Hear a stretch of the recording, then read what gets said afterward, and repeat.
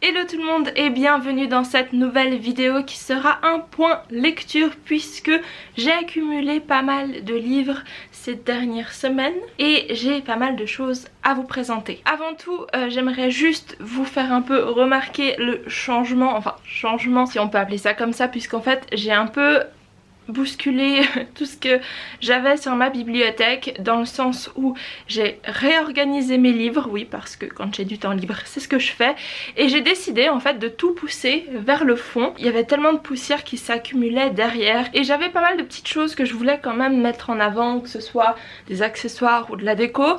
Du coup j'ai tout poussé en arrière, j'ai aussi réorganisé un peu les genres, j'ai tout mélangé vraiment, juste il fallait que ça donne bien. J'ai pas trié par ordre alphabétique ou par genre ou quoi que ce soit, vraiment j'ai juste suivi mes envies et du coup ça change pas beaucoup je pense, mais ça apporte un petit peu de nouveau, de fraîcheur dans mon quotidien, donc ça m'a fait du bien. Ceci dit, il y a un truc qui a changé, c'est que je me suis créé une pile à lire ou pile du moment, je sais pas comment appeler ça, mais disons que tous les livres qui me faisaient énormément envie, je les ai rassemblés et mis sur une autre étagère que je vous présenterai sûrement pendant le prochain reading vlog, puisque vraiment c'est juste des livres que j'aimerais mettre de côté, comme ça je sais qu'ils sont là en train d'attendre et pas perdus dans ma bibliothèque. J'espère que c'est clair, c'était juste voilà pour vous dire que j'ai fait un peu de rangement, et en parlant de rangement ça m'amène à un autre point qui est que puisque j'ai un peu fait le tri dans mes affaires,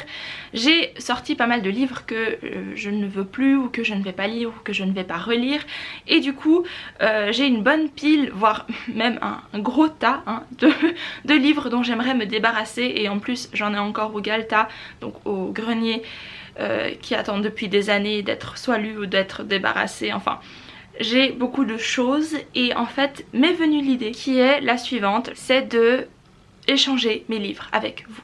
Alors c'est encore en train d'être organisé, je vais faire une vidéo spéciale pour ça. Je suis en train de travailler sur une liste des livres que j'ai à échanger, et en fait le concept est très simple, ce serait de juste avoir la liste des livres dont j'aimerais me débarrasser et une liste de mes envies, une espèce de wish list de livres que je recherche. Et si par hasard vous avez un des livres que je recherche et que moi j'ai un des livres que vous voulez, eh bien on fait tout simplement un échange, chacun s'occupe des frais de port, c'est juste vraiment un échange de livres. Donc voilà l'idée, maintenant je vais arrêter le blabla et on va passer au point lecture. C'est un point lecture assez intéressant, on a un petit peu de tout, on a de la non-fiction, de la fantasy et surtout de la science-fiction en fait. Je suis partie sur une vague de science-fiction ces derniers jours, ces dernières semaines, et je suis pas encore sortie de cette vague. Quoi qu'il en soit, on va commencer avec le premier livre que j'ai lu depuis que j'ai terminé The Sparrow. Donc oui, au dernier point lecture on s'est arrêté à The Sparrow, qui fut un énorme coup de cœur, et j'ai eu beaucoup de peine par la suite à lire autre chose jusqu'à ce que je tombe sur ce livre là. Et donc je vous présente Smoke Gets in Your Eyes par Caitlin Doughty. C'est un livre de non-fiction et c'est une... comment dire, c'est assez spécial dans le sens où on va suivre Caitlin Doughty, qui est une jeune femme qui a commencé à travailler dans une agence de pompes funèbres. Elle était donc chargée de s'occuper du crématorium, d'incinérer les morts, et elle raconte un peu comment elle a commencé dans ce métier, pourquoi et ce que ça lui a apporté. Caitlin Doughty, c'est une jeune femme très intéressante et intelligente je trouve. Elle a une chaîne YouTube où elle parle justement de tous ces aspects qui entourent la mort, mais d'une façon très dynamique et très rafraîchissante, et justement dans ce livre on a beaucoup de perspectives très intéressantes sur comment cette industrie de la mort a commencé, pourquoi est-ce qu'elle a fleuri, et aussi qu'est-ce qui pose problème aujourd'hui. En plus de ça on a un point de vue super sympa, parfois drôle, parfois triste, c'est bouleversant, ça fait réfléchir, c'est vachement chouette, et je recommande vraiment si vous voulez avoir une lecture en même temps légère et qui vous apportera je pense beaucoup de choses, puisque la mort souvent commence à un sujet assez tabou. Certaines personnes restent vraiment dans le déni et pensent qu'elles ne vont pas mourir ou ne veulent juste pas l'envisager. C'est une lecture super qui vous donnera une perspective plutôt chouette sur tout ce monde là. Et voilà, ça m'a beaucoup intriguée. Et après j'ai été voir donc ses vidéos YouTube, elle en a énormément. Le nom de sa chaîne c'est Ask a Mortician et j'ai vraiment dévoré, ou plutôt binge-watché toutes ses vidéos. Elles sont super intéressantes et comme je l'ai dit, cette femme elle dégage vraiment quelque chose de bienveillant et de dynamique et ça m'a fait beaucoup de bien de regarder ces vidéos et en même temps j'ai beaucoup appris, donc vraiment ce fut une super lecture que je recommande. Il est disponible en français, je ne sais plus sous quel titre mais je sais juste que la couverture était horrible parce que voilà, je sais pas ce qu'ils ont fait au niveau de la couverture mais je préfère nettement celle-ci et je vous recommande donc encore une fois ce petit livre de non-fiction. Ensuite j'ai lu le tome 8 de Wheel of Time, la roue du temps, qui est The Path of the Daggers et comment vous dire, ça commence à être long dans le sens où oui j'adore cette saga, oui ce sera probablement une de mes sagas fantasy préférées pour le reste de ma vie, mais là ça commence à être un peu long. Moi j'attends l'action. Il s'est passé pas mal de choses dans le sens où on a eu 2-3 gros événements, mais entre deux, qu'est-ce que c'est long. Et oui, je sais que ça construit l'univers, mais là je pense que Robert Jordan, il savait plus trop où il allait. Non pas au niveau de l'intrigue, mais vraiment au niveau de la longueur de cet homme. Apparemment, The Wheel of Time était censé être une saga de 6 livres qui s'est transformée en une saga de 14 livres. Et on voit vraiment qu'il a bouché les trous si on veut, qu'il a vraiment ajouté des choses pas forcément nécessaires à la construction de l'histoire et de l'intrigue, mais juste beaucoup de descriptions, beaucoup de politique mais pas forcément nécessaire. Et quand on s'attarde pendant je sais pas combien de pages sur le fait que voilà il traverse une forêt ou un portail ou je sais pas quoi et puis tout le monde passe les uns après les autres et qu'on décrit tout le monde qui passe et ouais. Mais en même temps il y a quand même eu 2-3 choses intéressantes, des événements assez majeurs qui vont sûrement influencer le reste de l'histoire. Sauf que voilà, les personnages, comme je l'ai dit, hein, ça c'est un reproche que je vais répéter je pense, c'est qu'on change tout le temps de point de vue. Il y a des personnages qui sont négligés, il y a par exemple Matt qui n'est pas du tout apparu dans ce tome 8 et je suis frustrée vu la fin du tome 7.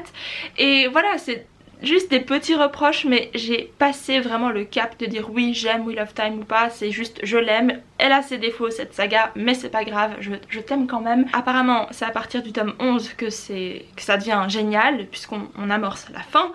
Mais là on est toujours dans cet entre-deux infernal et je suis en train de lire le tome 9, j'en suis bientôt à la moitié et ça ne s'améliore pas. En fait je pense que j'aurai les mêmes reproches. Comme je vous l'ai dit hein, j'aime toujours Wheel of Time mais c'est vrai que j'ai hâte d'arriver vers les derniers tomes pour vraiment avoir cette explosion d'action et de... comme au début en fait, parce que là on patauge. Ensuite on passe à un livre de science-fiction que j'ai vraiment adoré et il s'agit de Flowers for Algernon par Daniel Keyes. Des fleurs pour Algernon en français, vraiment un super livre de science-fiction très bon pour ceux et celles qui désirent commencer à lire de la science-fiction puisque on est plus dans de la fiction que de la science. On a un petit peu de background avec un aspect scientifique puisque ça implique justement une espèce de comment on dit, d'expérience, de test scientifique sur un homme qui a un QI très bas. En fait on lui injecte ou transforme un peu, je ne sais pas en fait vraiment ce qui se passe, on sait juste qu'il a subi une expérience pour le faire devenir plus intelligent et ça fonctionne. Ils avaient fait ce test au préalable sur une souris qui se porte très bien au début de l'histoire et effectivement on remarque que ça s'améliore, que l'histoire commence d'ailleurs avec des rapports que lui-même écrit. On voit au début qu'il a une orthographe terrible, qu'il ne sait pas vraiment écrire et au fur et à mesure on voit que ça s'améliore, qu'il devient de plus en plus intelligent. Mais on se rend aussi très vite compte que la souris sur lesquelles on avait fait les tests eh bien commence à se porter de plus en plus mal. Et qu'est-ce que du coup cela implique pour notre personnage principal? C'est la question et vous le découvrirez en lisant ce livre qui est au final très touchant, bouleversant mais en même temps très intéressant puisqu'il pose des questions intelligentes sur qu'est-ce que l'on fait ou l'on ne fait pas dans ces domaines scientifiques au niveau de l'éthique, mais aussi on va s'interroger sur cet aspect de l'amitié, sur l'handicap, sur l'individu, sur l'intelligence et c'est vraiment bien écrit puisque c'est un livre assez court et en même temps ça aborde tellement de choses et de thématiques. En fait c'est juste incroyable parce que oui, c'est une expérience qu'on lit, qu'on observe en tant que lecteur, mais ça nous revient en fait dessus puisque nous-mêmes on commence à s'interroger, à remettre des choses en question et au final on a l'impression d'être nous-mêmes lecteur, sujet en fait de cette expérience. Donc c'est vraiment un classique de la science-fiction que je suis ravie d'avoir lu parce que ça valait la peine et je ne suis pas du tout déçue. Un livre à lire si vous voulez commencer ou continuer votre épopée ou route dans le genre de la science-fiction. On continue avec ma première lecture en VF depuis bien des années quand même hein. Et il s'agit de Le Chant des Cavalières par Jeanne Marième Corrèze qui est donc un livre écrit en français. C'est le premier roman de cette très jeune auteure. C'est publié chez Les Moutons Électriques et oh mon dieu quelle bonne surprise ce fut. Alors c'était pas un coup de cœur, c'est pas extraordinaire mais pour un premier roman c'est très prometteur comme je vous l'avais dit dans mon reading vlog. Je vous invite donc à aller voir ce reading vlog pour avoir plus d'infos. C'est donc de la fantasy, on va avoir des dragons, des cavalières et aussi des matriarches puisque on a un univers gouverné par des femmes qui voilà, ont un ordre précis. Il y a les matriarches, il y a les aînés, il y a les cavalières, il y a les écuyères et les novices, donc on a ce système bien établi et on suit une jeune fille qui est novice lorsqu'on débute cette histoire et on va la voir évoluer dans cet univers où on parle d'une légende, d'une femme qui aurait commencé cet ordre. La protagoniste est plus ou moins impliquée dans cette prophétie, cette légende et on va aussi avoir pas mal d'intrigues politiques justement parce qu'il y a différents royaumes, il y a le nord, le sud, l'est et l'ouest. Le point fort de cette histoire c'est la plume de l'auteur, la façon dont elle décrit les choses et dont elle les établit. Le point faible par contre je dirais que c'est quand même l'histoire. On reste vraiment en surface. Je lisais vraiment ce livre pour les descriptions, pour l'univers, pour l'atmosphère plutôt que pour savoir ce qu'allait se passer plus tard puisque comme je l'ai dit on n'en apprend pas beaucoup sur au final où est-ce qu'on va. C'est ça qui m'a le plus posé problème je pense, c'est qu'on a des personnages qui n'ont pas vraiment de but. En tout cas la protagoniste elle est complètement paumée dans le sens où elle n'a aucune maîtrise sur ce qu'il se passe. Au final on la suit juste elle en train d'être lancée à gauche à droite dans des intrigues politiques, donc c'est un petit peu agaçant au bout d'un moment je dirais, mais j'espère que l'auteur va revenir dans cet univers avec une suite ou alors d'autres bouquins parce que vraiment il y a du potentiel et j'ai beaucoup aimé n'empêche cette histoire, même s'il y a quelques défauts bien sûr, mais vraiment pour ce qui est de la plume c'est déjà gagné. Moi je suis conquise. Donc je pense que ça vaut la peine de garder un œil sur cette jeune auteure qui est Jeanne Marième Corrèze. Ensuite je vous présente Silo par Hugh Howey. Donc là j'ai la version française chez Babel. C'est de la science-fiction post-apocalyptique. On suit un groupe de personnes, enfin un large groupe de personnes qui habitent dans un silo sous terre. Ça plonge à plus de 140 étages sous terre. Ce silo est là depuis plus de 100 et quelques années. C'est un système établi et chacun sait ce qu'il doit faire.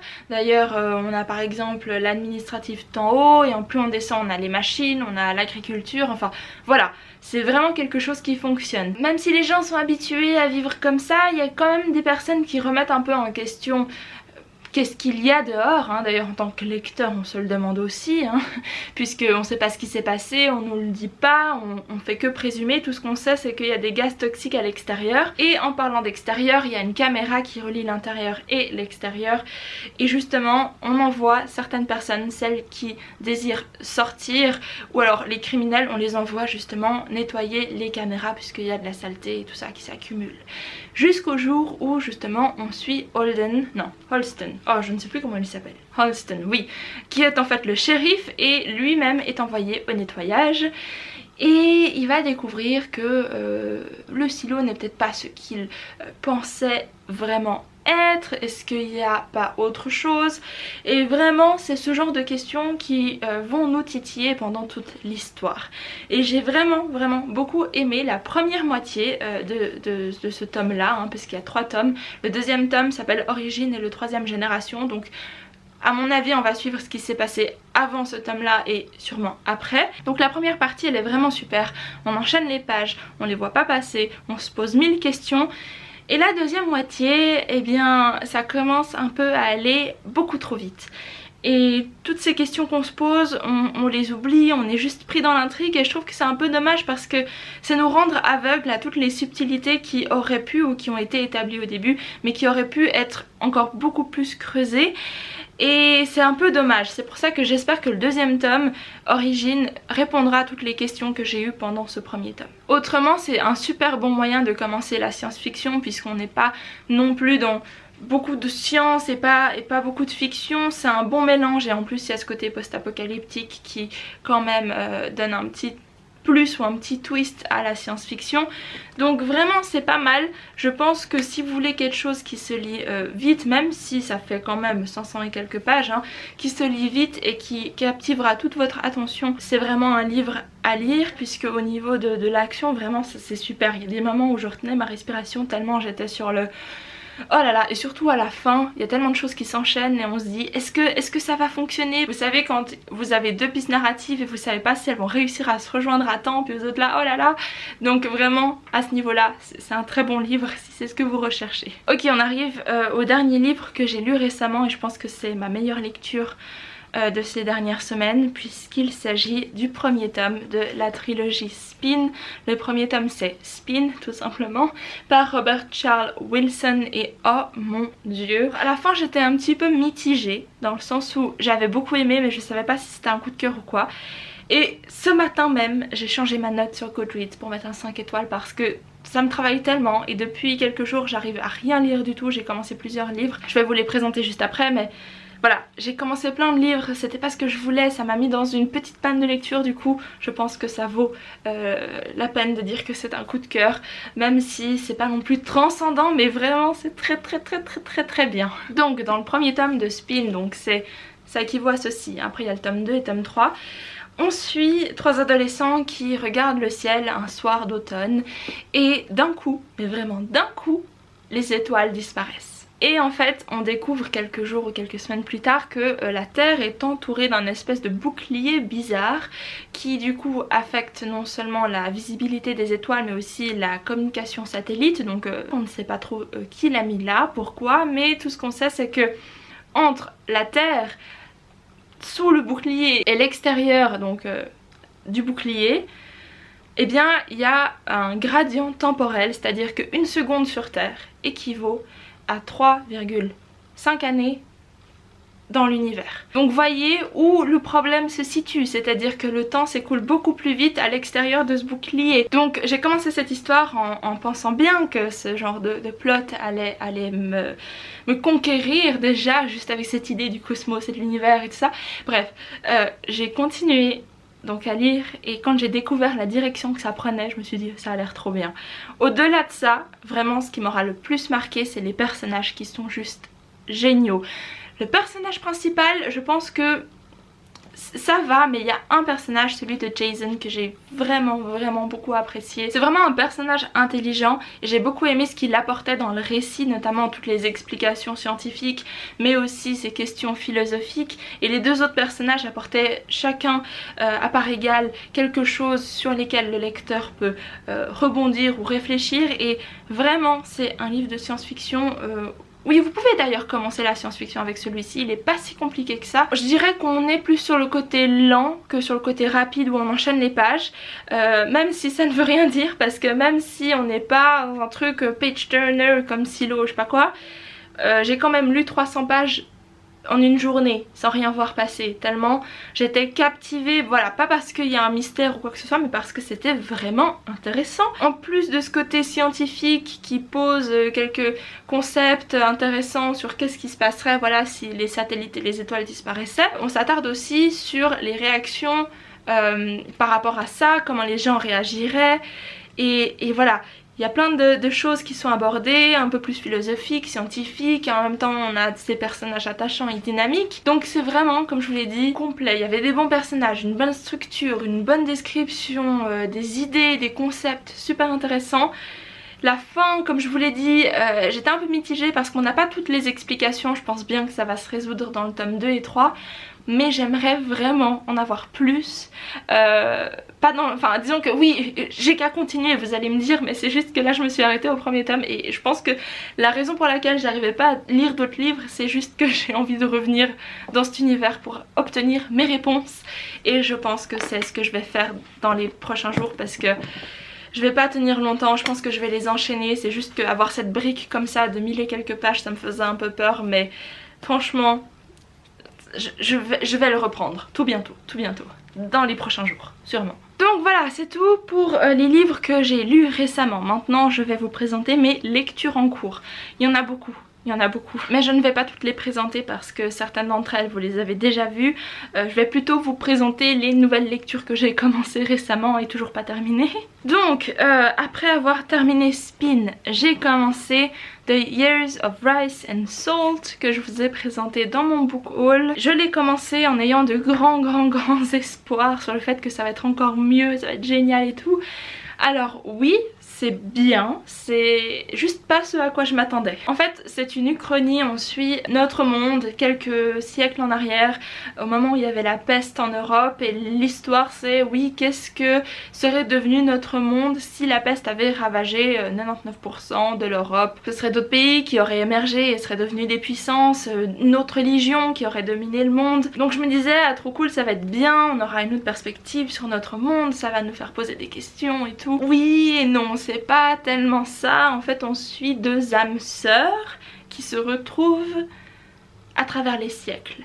Alors on aborde certaines questions, celle de la colonisation, le trade, je sais plus comment on dit en français, comment ça évolue et ça à travers les siècles. Oui, mais pas de la façon à laquelle je m'attendais, c'est pour ça que ça m'a un peu perturbée. Par exemple, là où je me suis arrêtée, il se réincarne en tigre et en un autre animal, je ne sais plus lequel, mais voilà, ça me déstabilise parce que c'est pas ce à quoi je m'attendais, mais ça reste très bien, hein. Je pense le terminer, juste pas maintenant parce que voilà, je n'étais pas préparée à ça. Ça fait quand même 700 pages. Il faut que je sois disposée à lire ce genre de lecture, donc voilà, j'ai commencé, j'ai bien aimé le début. C'est juste pas ce qu'il me faut maintenant. Du coup, j'ai commencé un autre livre qui est A Canticle for Leibowitz, que je vous ai aussi présenté dans mon book haul et que je pensais aussi adorer. On suit notre monde sûrement des siècles dans le futur, où en fait il y a eu un espèce de désastre nucléaire, je ne sais quoi, et les survivants continue à évoluer et tout ça. Et puis là on a un espèce de monastère qui vénère un Leibowitz, et Leibowitz en fait c'était juste un homme qui a laissé 2-3 écrits dans un espèce de refuge anti-atomique. Donc vraiment c'est assez rigolo à ce niveau là puisqu'il vénère des choses de notre quotidien. Mais il manque un petit truc, je ne sais pas pourquoi, je me suis arrêtée à la page 100 et il manque vraiment quelque chose, je ne sais pas quoi. En fait on suit un moine qui découvre justement les écrits de Leibowitz, donc c'est une relique super importante et au final on veut cacher ces reliques parce qu'on veut pas... Enfin, je pourrais pas vous en parler plus que ça, j'ai bien aimé, j'ai envie d'en savoir plus, mais encore une fois, je ne pense pas que ce soit la bonne lecture pour le moment, donc je le mets sous pause, mais ça reste quand même bien. Voilà. Du coup, qu'est-ce que je lis? C'est la question. Eh bien, c'est un livre que j'ai acheté récemment, comme beaucoup d'autres. Je peux déjà refaire un book haul prochainement parce que je les ai accumulés. J'ai acheté plein de livres encore une fois. Mais du coup, j'ai pris celui-ci qui est Les Affinités par Robert Charles Wilson, que vous reconnaîtrez comme étant l'auteur de Spin parce qu'il en a écrit plein d'autres. Et comme je me suis dit non, j'ai pas envie de continuer Spin tout de suite, mais j'ai envie de quelque chose de court et du même auteur, j'ai pris celui-ci qui est ma foi très bien puisqu'on suit des affinités. En fait c'est un... Comment dire, c'est une organisation qui a créé des groupes. Vous savez, c'est un peu comme le MBTI. Vous pouvez faire un test et puis ça vous donnera votre MBTI, donc votre personnalité, il y en a 16.